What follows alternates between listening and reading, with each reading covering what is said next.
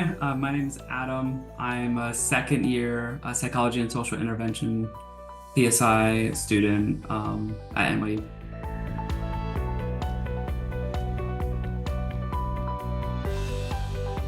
Really interested in the intersection between public health, neuroscience, and psychology. In particular, I'm interested in primary prevention approaches that address adolescent behavioral health inequities.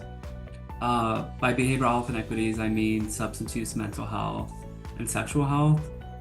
And by primary prevention approaches, I mean approaches where we can actually address the context in which adolescents live and before the symptoms appear, and actually address the healthy development of adolescents in preventing behavioral health inequities such as suicide. So addressing their identity development, their thoughts about life and death that are healthy but that are currently not supported, as well as their mental health and substance use.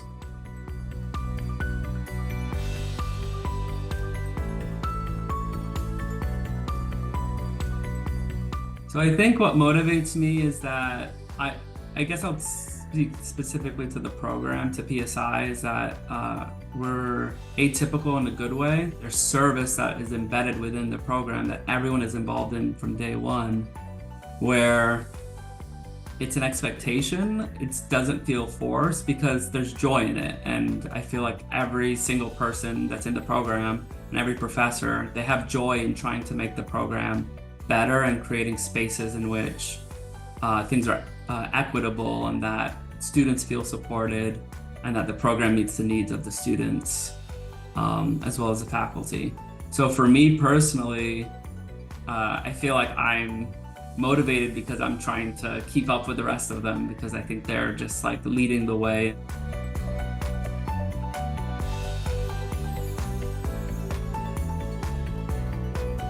My advice would be to be a sponge, and that there's such academic excellence that surrounds all of us in the PhD program.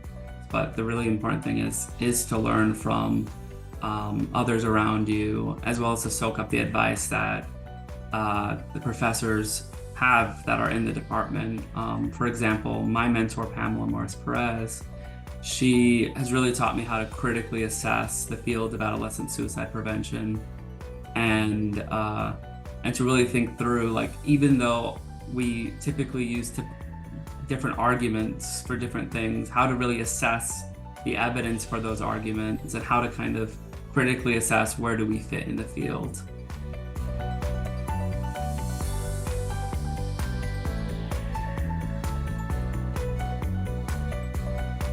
I was a creative writing major, and I was a creative writing major for a year. I had told my parents that my parents were kind of immigrants to this country and they wanted me to be a doctor, and I told them, no, I don't want to be a medical doctor. I want to write stories. So I was a creative writing major, and I went into the library one day and I was going up to the 5th floor, and I looked to the bookcase to my right and I saw this book that looked fascinating.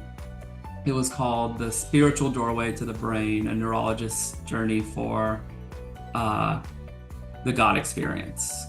That book, reading that book and that experience of reading that book, it changed my trajectory completely, even though I was so into that creative writing trajectory, where I became fascinated about the brain, about kind of thinking about how the brain works at different developmental time points and how that shapes our experience, and about issues of inequity, about how there's differences of exposures and susceptibility throughout life, and that's really differs based on your race, ethnicity, sexual, gender orientation, etc.